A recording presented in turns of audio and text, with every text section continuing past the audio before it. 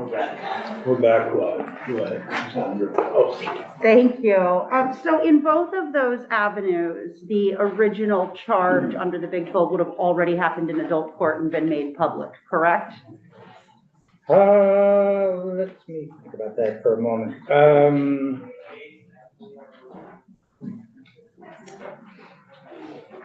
I think the answer to that is perhaps, but not necessarily. Okay. So it's possible.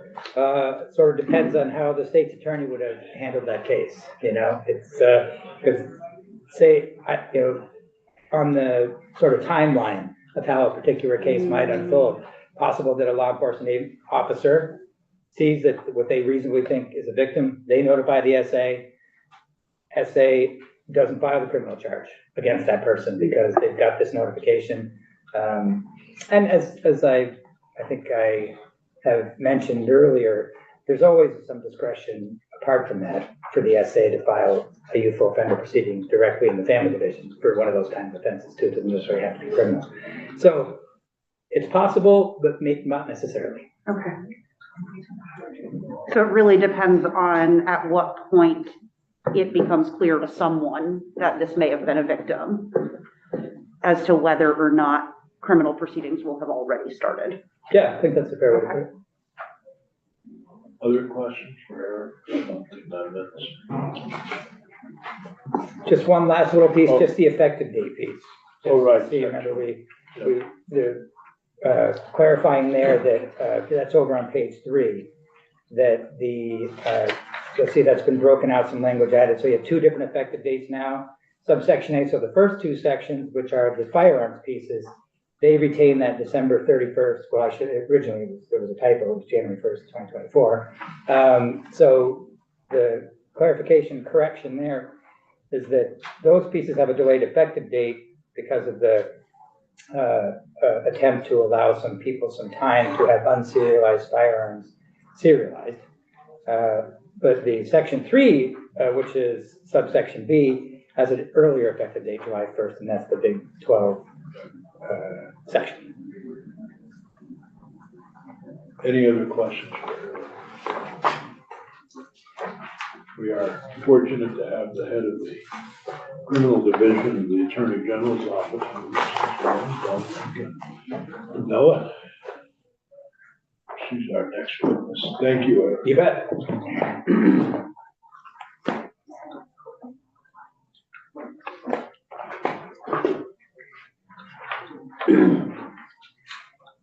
Good morning, Senators.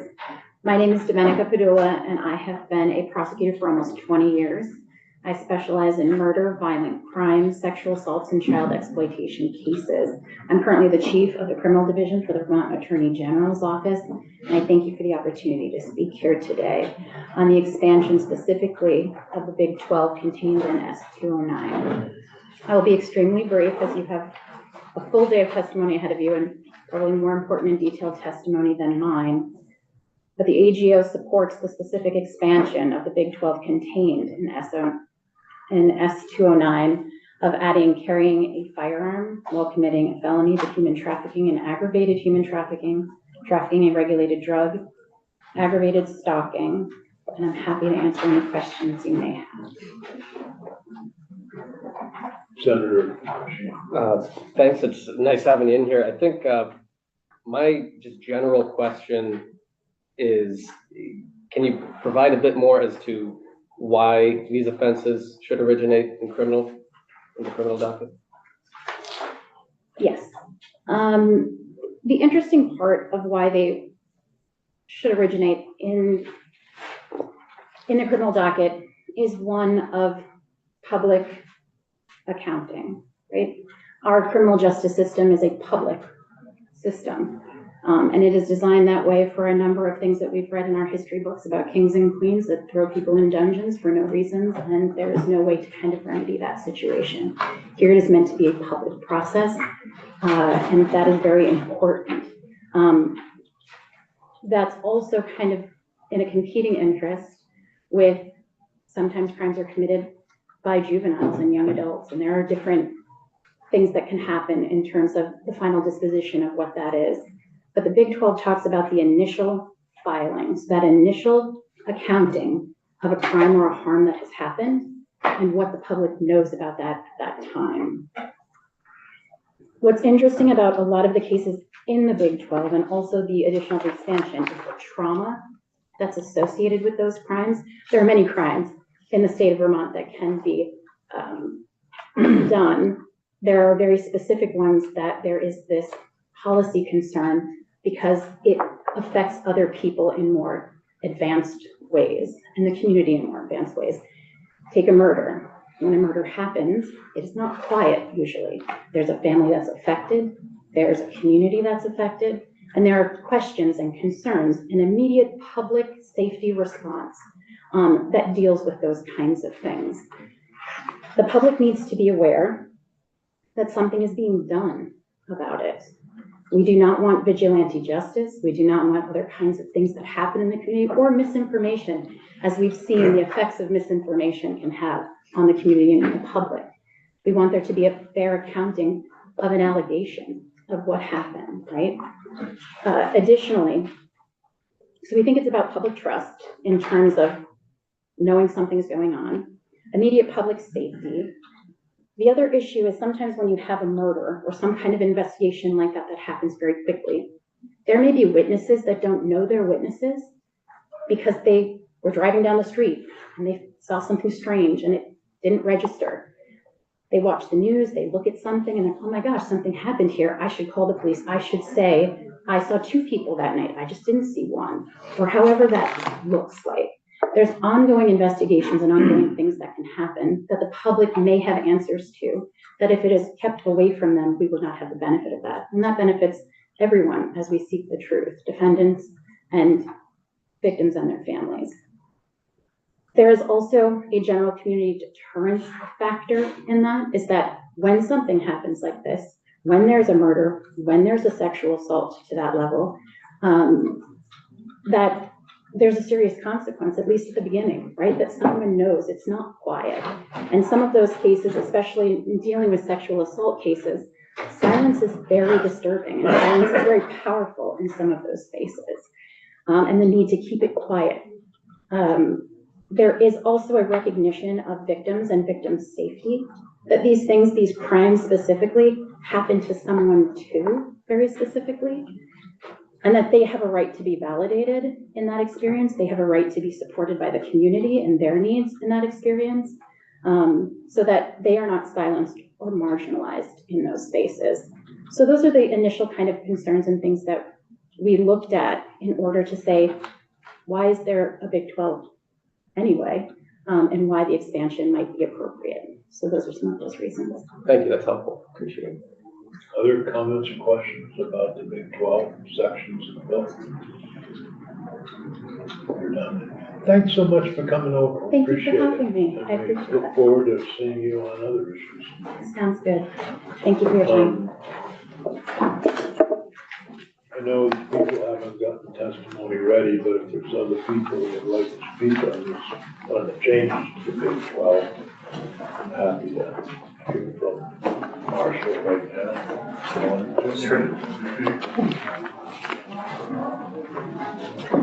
So I'll be brief. I know you won't support this, but I particularly like your comments on the change. Certainly, and you're right, we continue to not support it because, as we've said, the data and the science simply does not provide any basis on a public safety basis for expanding the Big 12. However, that said, we are glad to see that in many places, what we consider to be the most damaging effects of the proposed expansion have been narrowed. Specifically burglary into an occupied dwelling being limited to burglary into dwellings that are occupied as opposed to deer camps that are left unoccupied for 8 months out of the year. And also the switch from carrying a firearm to using a firearm in a violent felony. We think that's a very good narrowing It principle. doesn't say violent, do you think? So I just to correct. I think that it should say violent. I mean, that is the concern, is firearms and violent offenses. And I think that given some of the Vermont Supreme Court's decisions on what is a crime with an element of violence, which usually comes up in the context of bail decisions under 7553A, but I think it's probably the definition that they would look to try to define what is a violent offense. It's actually a pretty expansive definition, and it covers some of the examples that you gave, where a firearm is used as a threat, where a firearm is used for coercion. A firearm does not have to be actually, the trigger doesn't have to be pulled for it to be a crime involving an element of violence. So from our perspective, limiting it to crimes of violence is appropriate. It fits in with what this committee is trying to do, and it is something that the Vermont Supreme Court has already defined pretty broadly in the context of bail decisions. Is human trafficking a violent? That's a good question. I would have to get on Westlaw. I mean, I think as long as trafficking a regulated drug and human trafficking remains in, I wouldn't have a major problem with I'm sure aggravated stalking is violent, so I wouldn't have a major problem with acting violent. I would have to look, the pattern of litigation has been that when someone is held without bail under 7553A, somebody makes a challenge to the Vermont Supreme Court as to whether or not, if it's a gray area offense, whether or not it is a crime of violence. Can also research that a little bit, but I would want to make sure that we have the other two items in there if we change that to violent. Understood. We're also happy to see the limitation in subsection 15 to make it to identify that someone who's an offender of human trafficking would not be a Big 12 offender if they're also a victim of human trafficking. How that would play out in practice, I think, somebody raised that question and I don't have an answer to it. But I'm glad to see it in there. The intent of the law is certainly clear. How it will be implemented in practice, not so much. But by writing it the way you did, that makes the intent clear. And so we're happy to see that in there. We would sort of reiterate our concern that, the age of 14 is a really low age for some of these offenses. Honestly, anyone who's 14 years old, who, even if they have committed the elements of human trafficking, they are almost certainly themselves a victim of human trafficking. And so we're glad to see it in there in that form. We would also like to see some consideration of whether 14 is the appropriate age to serve as that sort of bottom rung for automatic entry into the juvenile court. Some of these offenses, especially human and drug trafficking, the 14-year-olds who are caught up in it are really themselves victims, not traffickers. When you look at our drug trafficking statute, which has an incredibly high potential sentence and a maximum fine, I believe, of $1 million, it's clear that that was not meant to target 14-year-old kids who were caught transporting and were caught acting as couriers. And so that's really the distinction that we'd like to see in here, is something to distinguish the 14-year-old couriers who may have who may have presumptively committed drug trafficking by possessing more than an eighth of an ounce of heroin or a heroin-containing substance, but really are couriers, children, bagmen, not the sort of mastermind drug traffickers who are organizing these types of situations. So all of that is to say that we continue to not support the bill, but because we still don't see any data, any research that supports an expansion of the Big 12. We're not sure what benefit this will provide the state. However, we are gladdened to see that some of the more broad additions have been narrowed down to really meet that scope of, cases that involve serious violence, serious felony offenses that lead to violence, and to exclude people who are really only engaged in offenses because they themselves are victims. Mr. Chair, well, I just point to committee members, if you read on the first page, section 3, 5204 is transferred from family division to Superior Court. Those are the cases that go up. Sort of. So-called go up. These ones, we have some of the most complicated juvenile jurisdiction transfer laws in the country. And so it is hard to understand.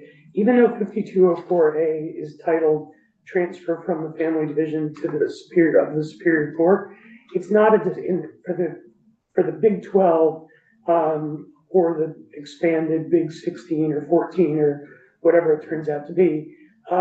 It's not a discretionary transfer, it's an automatic transfer, meaning it never really gets filed in the family division in the first place. It's filed automatically in the criminal division. Okay, so then it doesn't mean much. Well, it means that anyone who's charged with those offenses will be charged in the criminal division. They will have a public arraignment. They will be subject to news media. They may be transferred down to the juvenile division or transferred down to a youthful offender adult status. But I think it's line 18, if the child is attained 12 but not 14. Yes. That's the one. So when it's 12 but not 14, then it starts in juvenile court but may be transferred to criminal court if it's a Big 12 offense. Thank you. Senator Baruch and then Senator Wells. So first of all, I wanted to ask, you said your office doesn't support the bill. Is that a perfectly accurate way of describing it, or is it this section on the Big 12 that you don't support? I should have been more specific that we don't support the section on the Big 12.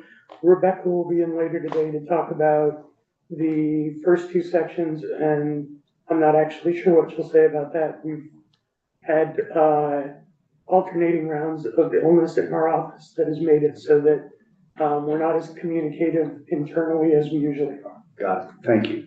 And then the other question is probably for Eric, and I apologize for not being here. Probably went over this, but on page 2, line 15, in order to have the exception to human trafficking, the unless, it says that a law enforcement agency, state attorney's office, or office of the attorney general has notified the victim's compensation program at the Center for Crime Victims Services. And that seems unusual to me, that that's the way to register an exception that would be honored by the court system, that it go to this external. So I assume they could send an email to this program saying this person appears to be a victim of trafficking. How does that tie into the process, the judicial process? Yeah. There's actually, so there, if you notice for actual lines 13 to 19, there's 2 ways. Yeah. A person could be exempted from this. That Yeah. applies to both. And the first one is when requires a conviction. And then both of these are tied to current law that are in the human trafficking statute, but different Yeah. pieces of current law. The first one, A, there's a provision in the human trafficking statute that allows someone who's been convicted of human trafficking to file a motion to vacate on the basis that they were a victim. Yeah. There's a definition of victim involved, and then if they are successful in that motion, all the conviction and all the consequences that go along with the conviction are struck. And so that's that first way. That's A. So if you get to go through that court procedure, the person successfully files the motion. But keep in mind that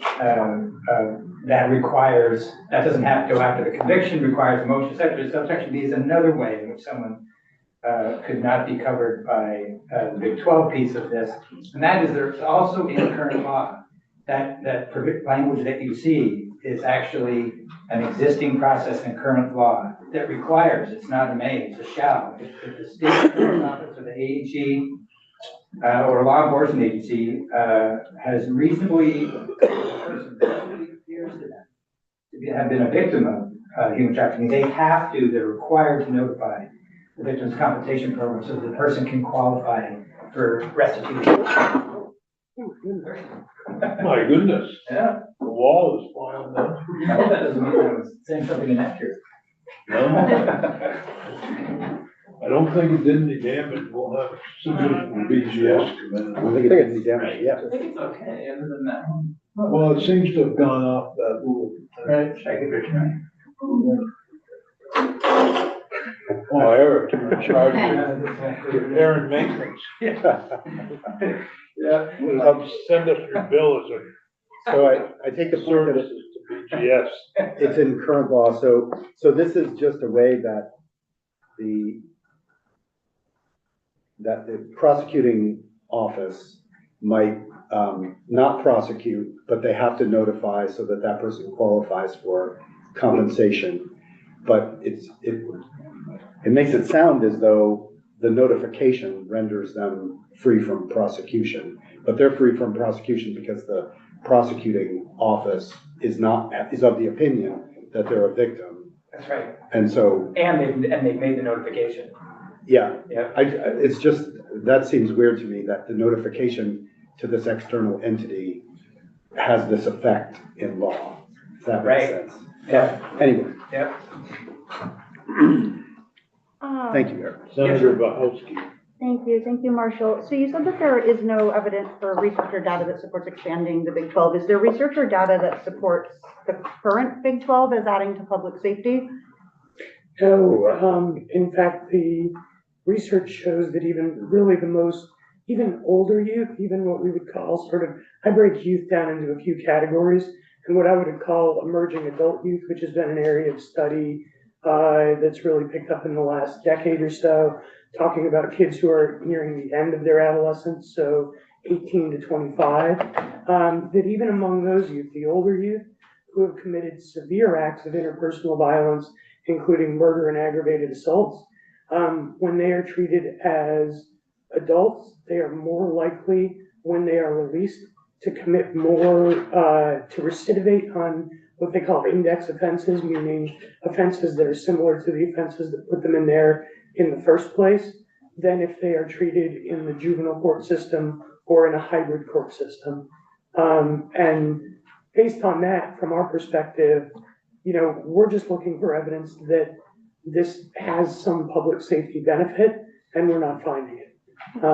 In fact, honestly, what we find is literally reams. I mean, I'm talking hundreds and hundreds of pages of studies that show exactly the opposite. And I understand that there's different concerns. There's concerns about community knowledge and engagement. There's concerns about the importance of victims' rights that was discussed. One of the things I'd like to point out around that is we actually have a very robust, in the juvenile court system, victims' rights provision. It was essentially drafted by the Center for Crime Victim Services and passed without any changes made to it when Raise the Age was passed. It was part of getting the Center for Crime Victim Services on board with Raise the Age, was saying, let's address all the concerns you have about victim participation, victim, sharing information with victims. So we really have very robust victim services and victims participation provisions in the juvenile court system, in some ways more robust even than in the adult court system. But I mean, I do acknowledge that there are, other than just sort of the public safety focus that I'm focused on, there certainly are other types of reasons why,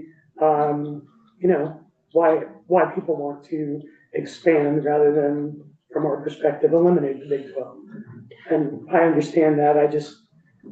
I go back to public safety and to the benefit of the children who are actually subject to these offenses, and the data there shows that juvenile court does a better job rehabilitating them and providing for public safety once they're released. Because, I mean, the fact is that with the exception of children who might commit the most serious offenses, murder, aggravated murder, second-degree murder, sex assault, no consent, a few of those where you might be subject to an extraordinarily long sentence as an adult, all of the kids that we're talking about are gonna get out, and they're gonna get out pretty quickly. Because young people, for their first few offenses in the adult court system, are not going to get, lengthy incapacitated sentences. They're going to get short sentences, and they will be out. And the question is, are they out in a better place than they were when they went in? Or are they out in a worse place than they were when they went in? And the data all shows that the juvenile court system really is sort of a magic bullet for putting people in a situation where they are less likely to reoffend when they get out compared to the adult system. Thank you. This may be a question for you, it might be a question for Eric. When was the Big 12 created? Following the death Yeah, I of, wanna say Melissa. 81 in the special Well, session. the Hamlin Savage murders. Yeah, I think it was a special session in 1981. So that was well before we had this ample research that shows that the juvenile court system is a better system for rehabilitating youth. Absolutely, and in fact, it's before we even understood the very basics of adolescent brain development, because while they had MRIs at the time, but those MRIs were snapshot machines. They didn't have what they call functional MRIs, which allow you to actually watch and measure what parts of a person's brain are activated. Those developed in the 80s, but they didn't really get used for this type of research until the 90s. And that's when we really discovered, up until that point, the belief among scientists was that children's brains matured at about age 10 because they only looked at the size of the brain, and the brain reaches its adult size at around age 10. And people assumed that everything after that was just development. It was just learning, a process of learning. And what they proved with the functional MRIs is that there's actually a lot of internal brain development that goes on all the way up to age 24, 25, 26, that changes how children think from really functioning as, it's kind of disparaging, but as sort of brainstem animals, working on, the parts of the brain deep in the brain that really are reactive and instinctive and don't really follow logic, to being able to utilize their frontal lobe, which is where all the logic processing takes place. This is all speculation and I don't have the numbers. But let's say that the vast majority, as much as 95% of kids who commit crimes are non-Big 12 offenses. Those kids are dealt with in the juvenile system and appropriately if they're under 18 now, and someday maybe under 19. But right now, if you're under 18, you get dealt with in the juvenile system, and we don't hear much complaints. We hear complaints, but not, not as the public safety. Then there's another, let's say 5% of the kids who commit a Big 12. Of those, a very small percentage end up in adult court and convicted as an adult. Many of them go through the youthful offender status. Many of them are taken down to juvenile court. So what's left, I think, is that small minority who, hopefully, it's a small minority, who commit some of the heinous crimes. And, I could name names. When I ran 204 Depot, there was only one or two kids we ever rejected. And one of them turned out to be, a serial murderer. And another one, committed several heinous crimes. So over those years, the vast majority of kids benefit from either the youthful offender or juvenile system, depending upon how it progressed. When I was first running 204, I had kids under probation and parole because there was no DCF. There was social welfare had they abused and neglected. So I think we've evolved the system. So when we're talking about these kids, we're talking about a very small minority that actually end up convicted in adult court. And if I could respond to that briefly, I agree with what you're saying completely.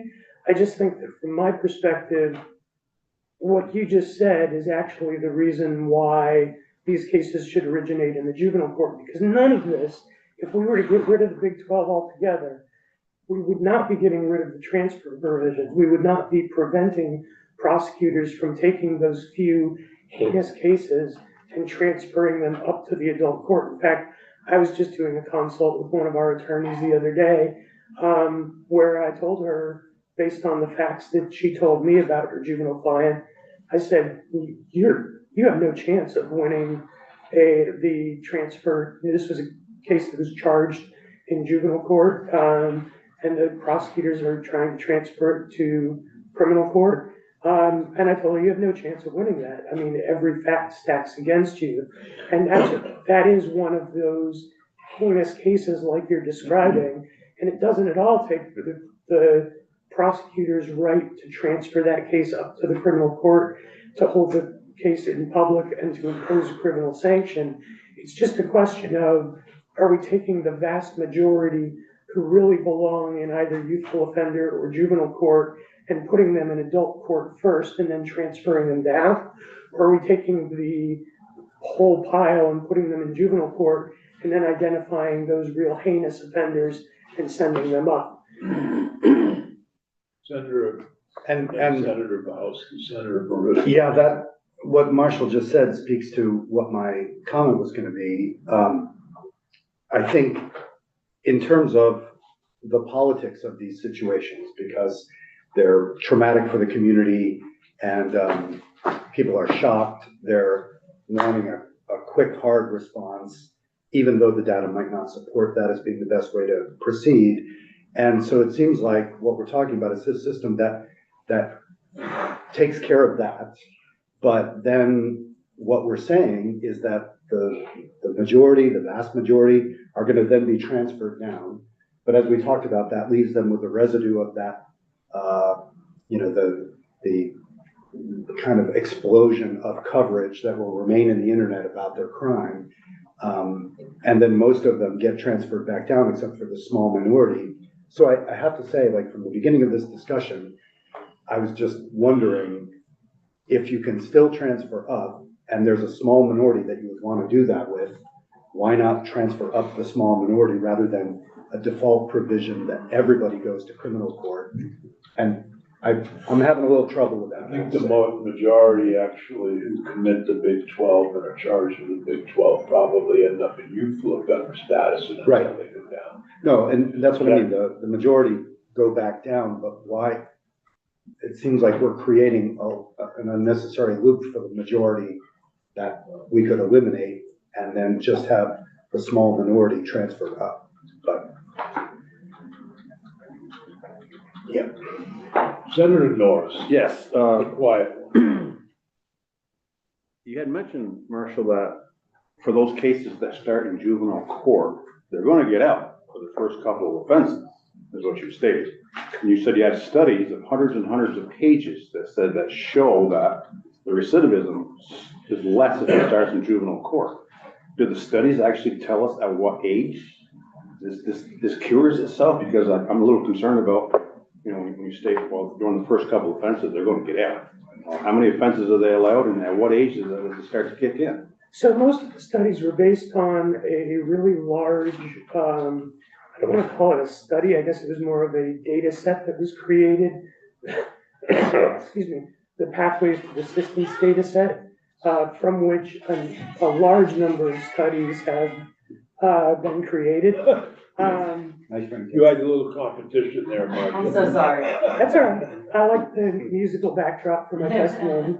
And that study specifically focused on emerging adults So people who are in that older age range, we're not talking about 14 and 15-year-olds like we are here. We were talking, in those studies, they were talking about 17, 18, and 19-year-olds.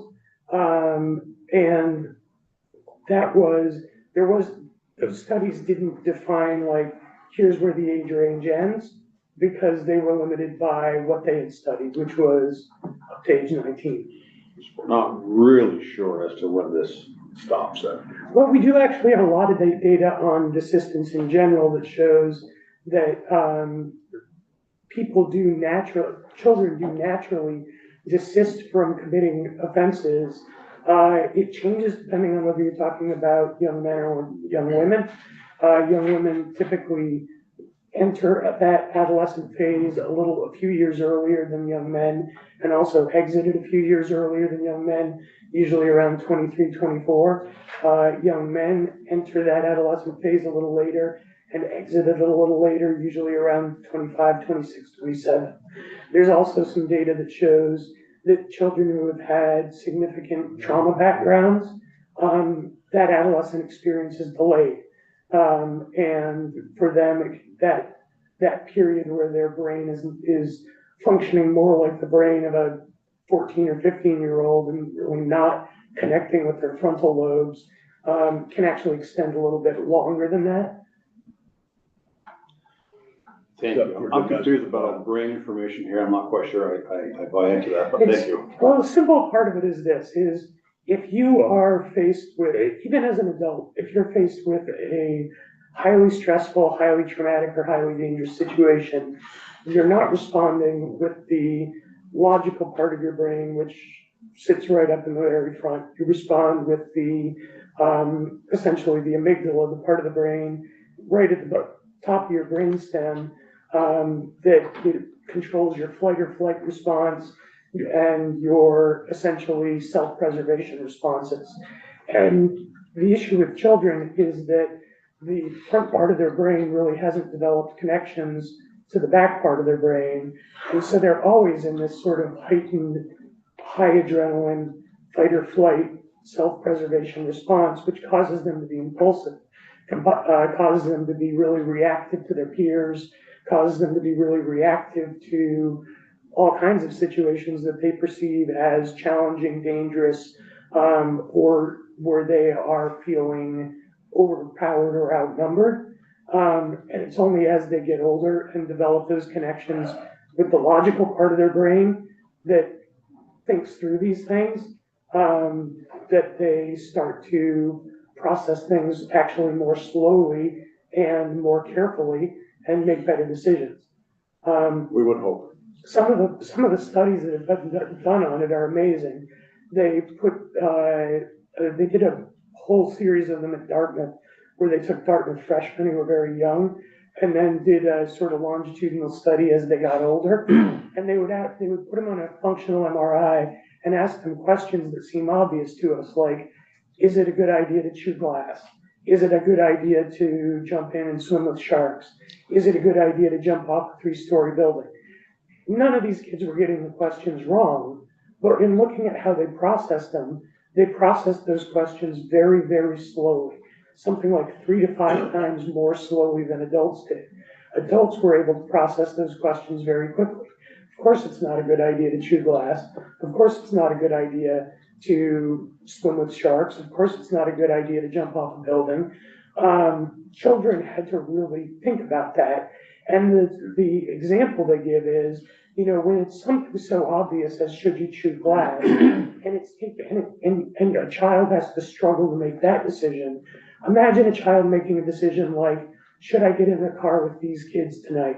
Should I get in a car with a kid who is carrying a weapon with him tonight? Those are much more difficult for somebody to process, especially a child who can't process that quickly. And so a lot of those decisions don't get made on any kind of a logical basis. They get made on a brainstem basis, where peer pressure and danger and reactivity are really the controlling factors. Senator Bahowski, the final question, and then we're gonna take a break. Yeah, absolutely. Well, so my question, I have a comment, but my question, Marshall, you read my mind. I was going to ask you about desistance data. Senator Burr said a lot of what I was thinking, but to add to that, when I think we're talking about a small number of people and the harm done by that public record that follows them everywhere, with the ability to take that little tiny percentage and move them up, it just seems like we are mitigating larger harm both to a group of kids, but also potentially to the community, given some of the research you're stating around recidivism. Would you agree? Yes. So the other piece that and this is not for you because you're not the court, but I also think that we would be decreasing the burden if the majority of cases that, Big 12 cases that start in adult court ultimately get transferred down, and it would be a tiny minority that would get transferred up. It would seem to me that that would be a reduction in the burden on the courts as well. I agree, and it would address some of we talked last year about the ping pong problem, which continues to be a problem. We made a change last year that was able to help that problem, but not solve that problem. We currently have a juvenile justice stakeholders group that is working specifically on the ping pong problem. But this would be part of that. When children are charged with serious offenses in adult court, there is almost always a motion to transfer down to juvenile court.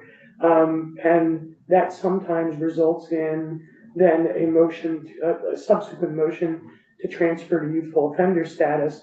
That's the ping pong problem that was being discussed.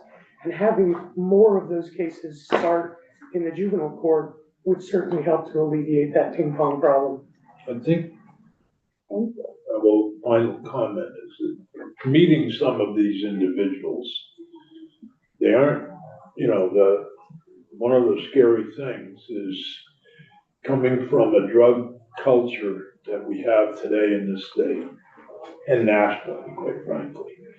There are a lot of dysfunctional families, and those dysfunctional families are obviously producing dysfunctional kids, many of whom are taken care of by grandparents or other kin who may have had their own failures in life with their own kids, for example. I think we can't lose sight of what the reality is out there. And I understand all that we've talked about, but for the public, it's a pretty scary situation.